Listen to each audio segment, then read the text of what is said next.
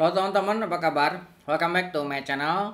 Di video kali ini kita akan mengkonfig kembali Visual Studio Code untuk mengintegrasikannya dengan Vim. Di video sebelumnya kita sudah mengkonfignya, tetapi ini merupakan config alternatif dari yang sebelumnya. Semakin banyak alternatif, semakin banyak pilihan ya buat teman-teman. Mudah-mudahan nanti bisa menjadi solusi salah satunya. Nah, kita akan menggunakan Linux. Nah, untuk Vim dan Visual Studio Code, ketika teman-teman menggunakan Windows ataupun Linux, caranya sama ya, karena kita tidak perlu menginstal Vim-nya. Nah, di sini saya sudah menyiapkan config versi 2 ya, Vim VS Code versi 2. Yang sebelumnya saya sudah membuatkan juga GitHub link-nya ya. Teman-teman bisa cek di channel ini atau nanti saya cantumkan linknya di kolom deskripsi di bawah. Nah, pastikan teman-teman sudah menginstal Visual Studio Code-nya. Sini saya sudah menginstalnya secara kosongan ya, ini belum diapa-apain, baru install aja. Nah, di sini tahap awal kita akan menginstal dulu ekstensi untuk tema dan juga ikonnya ya. Nah, kita masuk ke ekstensi ini. Kita akan menginstalkan tema pkode. Oke, pertama kita install dulu ikonnya. Oke, saya akan menggunakan spesifik. Kemudian saya akan set produk iconnya. Saya akan menggunakan carbon icon ini supaya agak berbeda ya. Oke, kemudian kita akan menginstal temanya. Kita install lagi ini. Oke, ini ada banyak pilihan. Silahkan pilih sesuai dengan favorit teman-teman. Saya akan menggunakan JetBrains Dracula Theme ini ya. Oke, ini di bagian bawah ada panduan untuk ngeriset look and feel bawaan OS-nya ya. Kita akan scroll. Nah, ini ada config untuk Visual Studio Code-nya. Saya akan copy. Kemudian saya akan buka bagian setting. Kemudian kita buka bagian JSON-nya. Nah, kita tambahkan ke sini dan kita save. Oke, kita akan restart. Nah, ini tampilannya lebih flat ya. Kita klik kanan, command centernya mau saya hide juga supaya ini tidak terlihat. Nah, seperti ini. Kemudian ini saya akan minimapnya, saya akan hilangkan rendernya supaya agak abstrak ini ya. Oke. Kemudian yang bagian menunya kita akan hide ini appearance-nya, menu bar-nya supaya dia masuk ke bagian sini. Kemudian yang bagian activity bar-nya kita akan pindahkan ini ke top. Nah, dia supaya berada di sini. Ini config awalnya sudah kita lakukan ya. Nah, kemudian kita akan menginstal untuk Vim dan juga packetnya. Teman-teman bisa lihat di bagian panduan ini. Di sini ada space Vim. Kita akan menggunakan space Vim. Nah, ketika kita menginstal space Vim ini sifatnya packet ya. Nanti sudah ada include Vim-nya, kemudian ada include page key-nya. Nah, kita tidak perlu menginstal satu-satu. Kita langsung install space Vim-nya aja. Oke, kita bisa close ini dan juga ini. Kita masuk lagi ke ekstensi sini. Oke, ini saya akan hide ke bawah ya. Nah, ini space, ini p space ya. Ini p space, kita tinggal install saja. Nah, di sini ada panduan untuk mengkonfignya ya. Kita bisa lakukan ini ada get start ya. Saya akan klik. Saya akan lakukan konfigurasi. Saya akan tambahkan ke sini. Ini untuk defaultnya ya. Jadi ketika kita menekan spasi dia akan muncul. Kita coba tekan spasi tuh. Ini defaultnya sudah ada. Jadi dengan menggunakan ini lebih mudah. Nah, ini kalau misalkan kita lihat di bagian sampingnya, ini sudah muncul. Nah, teman-teman kalau misalkan dirasa ini sudah puas dengan setting default seperti ini, ya tinggal pakai aja. Secara default ini semuanya sudah ada ya. Tuh, sudah diberikan. Dan untuk dokumentasinya silahkan teman-teman lihat di sini ada beberapa dokumentasi yang bisa teman-teman pelajari. Untuk Vim, teman-teman bisa lihat di, kalau misalkan lebih mudahnya teman-teman masuk ke marketplace sini ya. Di marketplace nanti penjelasannya lebih mudah dibaca. Ataupun di bagian GitHub juga boleh ya. Nih. Tuh, ini juga lebih mudah dibaca ya. Jadi kalau misalkan teman-teman mau menambahkan sesuatu config, tinggal baca aja di sini panduannya. Saya sudah menyiapkan config basic ya yang saya gunakan di bagian sini. Jadi kita akan tambahkan. Kemudian di sini juga ada panduan untuk space code-nya ya. Nah, teman-teman bisa dari sini diklik, kemudian di bagian linknya ada ini ya, website nih, tinggal diklik aja, kita tinggal open. Nah, nanti ada panduan instalasinya. Di sini ada panduan untuk setting, kemudian untuk key binding, dan di sini juga untuk konversinya sudah ada ya. Di sini ada menu, kemudian ada custom menunya ada di sini. Kita lihat lagi di bagian lain. Nah, di bagian lain ada yang untuk dokumen ya.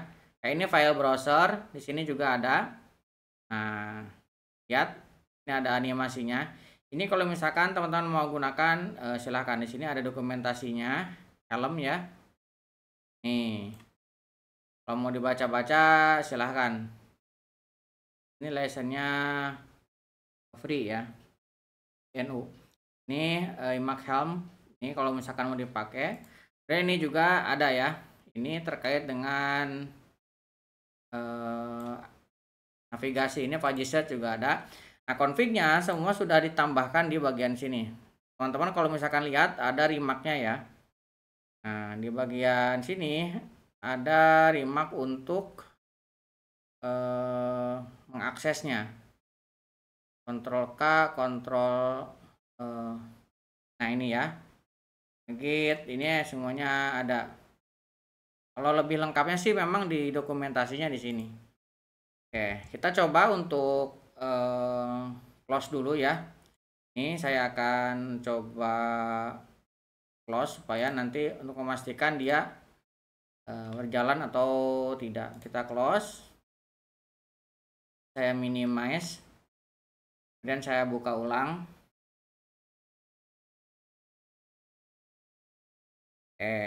Ini tidak ada error ya. Saya akan menambahkan config untuk, kita buka dulu. Misalkan saya akan buka project, ada di download. Ya, ada pp1, kemudian kita open. Nah, misalkan ini projectnya ya, seperti ini.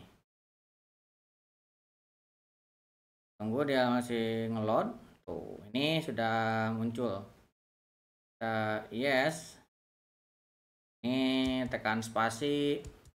Ini sudah ada semua ya. Nah, ini kalau misalkan sudah dirasa pas, default ini gak apa-apa, tinggal dipakai. Tapi saya akan mengubah config-nya ya. Pertama saya akan menambahkan key binding sini. Nah, key binding teman-teman bisa klik yang bagian key binding ini. Di sini ada remap ya.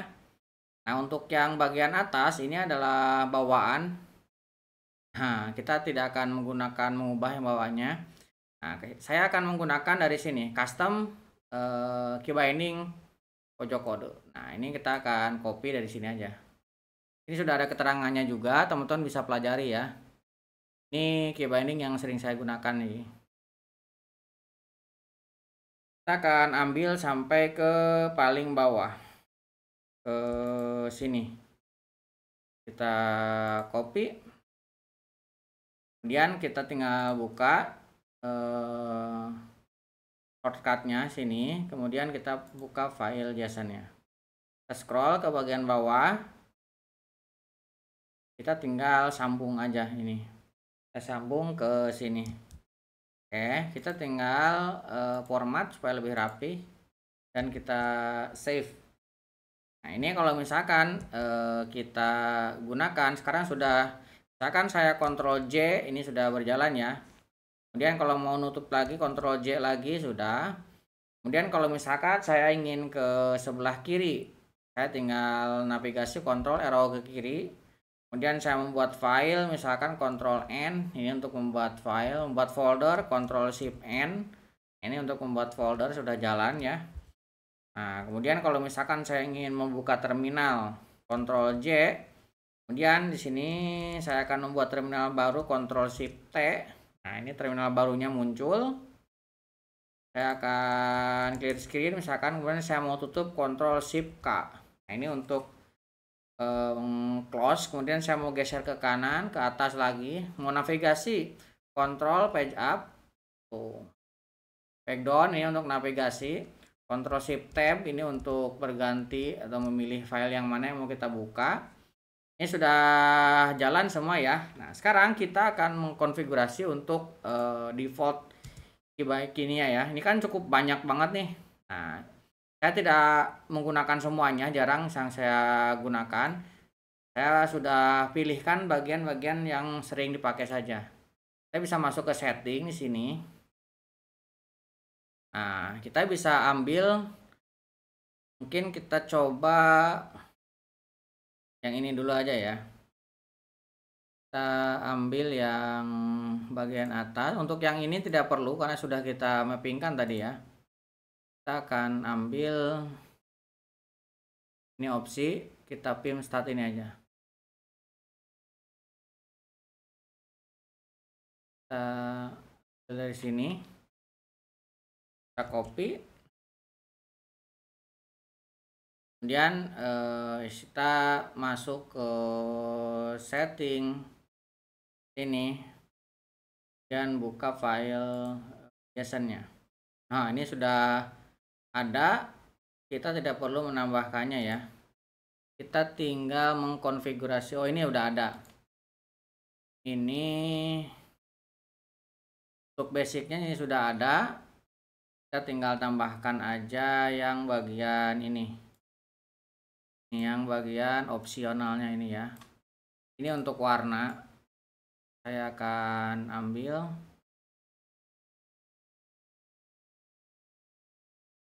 ke sini. Ini untuk mode dan kewarnaannya. Kita tambahkan di sini aja. Kalau gitu kita gunakan insert mode. Kita tambahkan koma. Kita tinggal paste aja ke sini. Nah, ini bisa kita buka ya remarknya. Kalau misalkan teman-teman mau mengcustom warnanya, kita format dokumen, kita save. Saya akan escape. Nah, dia berubah ya warnanya. Nah, teman-teman tinggal ubah aja di sini warnanya. Nah, yang bagian ini adalah warna dari modenya. Dan yang bawah ini warna teksnya ya, yang visual, yang tulisan teksnya ini. Kalau misalkan teman-teman mau ubah, tinggal ubah aja. Misalkan saya mau kasih 20% ataupun warna lain juga boleh ya. Nih, kalau misalkan kita escape, nah dia warnanya lebih transparan. Misalkan kita mau merubah yang warna teksnya ini mau jadi warna apa, putih misalkan, silahkan. Nah, ini adalah warna-warna ketika mode insert, warna ketika visual mode, dan ini warna visual line dan visual block. Ini sesuaikan saja dengan kebutuhan. Kalau tidak dirasa tidak perlu, tinggal di remark aja ya. Ini saya akan kembalikan ke warna defaultnya. Warnanya merah seperti ini. Nah, kemudian mappingnya kita akan override. Ini kan banyak banget nih dan jarang dipakai ya. Kalau yang saya sering pakai hanya yang ini aja. Nah, ini ya, kita sudah ubah sini. Kita tinggal ambil paste bindingnya. Nih, kita akan scroll ke bawah. Kita panjang juga ini ya. Nah, kita akan ambil sampai sini. Kita klik kanan, kemudian copy. Jadi kalau misalkan teman-teman mau modifikasi, silahkan. Saya akan tambahkan di sini. Saya tekan O, dan saya paste. Dan ini akan saya format dokumen. Kemudian saya akan save. Oke, saya akan escape. Saya tekan spacebar. Nah, sekarang sudah beda ya. Aksesnya lebih sedikit. Ini misalkan titik koma sama ke arah ke pencarian.